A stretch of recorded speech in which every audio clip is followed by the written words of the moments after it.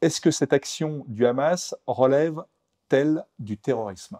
Alors, c'est évidemment une question qui est extrêmement sensible et pour laquelle, d'ailleurs, on a entendu un peu tout sur les différents médias. Je mentionnerai la question qui avait été posée à une politicienne de la France Insoumise par un journaliste qui lui avait demandé est-ce que le Hamas est une organisation de résistance ou une organisation terroriste. C'est une question qui n'est pas nouvelle parce qu'on a beaucoup parlé des combattants de la liberté ou des terroristes, les mettre en opposition. En réalité, dans une des encyclopédies que j'ai faites sur le terrorisme, le Hamas est sur la liste des organisations terroristes. Mais quand on pose la question, il faut se garder d'être dans le noir-blanc.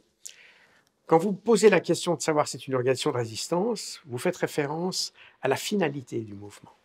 Quand vous demandez si c'est une organisation terroriste, vous faites référence à la méthode que le mouvement a pour atteindre son objectif.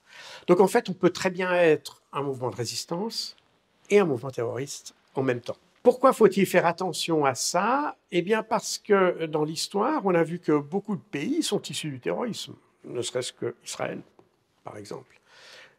Mais d'autres pays aussi ont des antécédents dans le terrorisme. Donc le terrorisme, il faut bien voir ce que c'est. Aujourd'hui, on a tendance à l'utiliser comme un anathème, mais en réalité, c'est une méthode.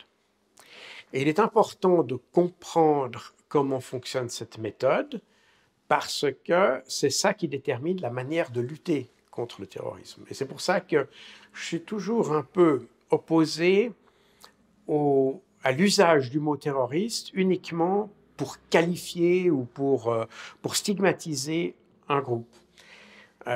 Souvent, ça n'apporte pas grand-chose parce que ça ne nous donne pas d'indication comment résoudre le problème. Vous voyez, le Hamas existe depuis 1987. Depuis 2005, où le Hamas s'est installé à Gaza, l'armée israélienne a conduit plus de 15 opérations dans la bande de Gaza et n'a jamais réussi à le vaincre. Donc, ça ne suffit pas d'utiliser des qualificatifs. Il faut voir que ces qualificatifs nous donnent une indication de la manière dont on lutte contre le mouvement. Et le mot terrorisme, comme j'ai dit, est utilisé un petit peu légèrement, si j'ose dire ça comme ça, dans la mesure où il n'y a pas qu'un terrorisme, il y a plusieurs formes de terrorisme. Et dans une des encyclopédies d'ailleurs que j'avais écrite il y a déjà quelques années, j'avais parlé encyclopédie des terrorismes.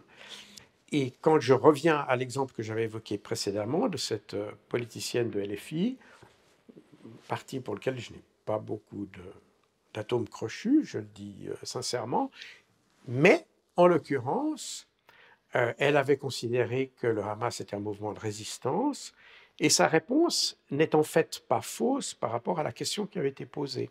Elle aurait pu dire que c'était un mouvement de résistance qui utilise des méthodes terroristes, et ça aurait été plus complet.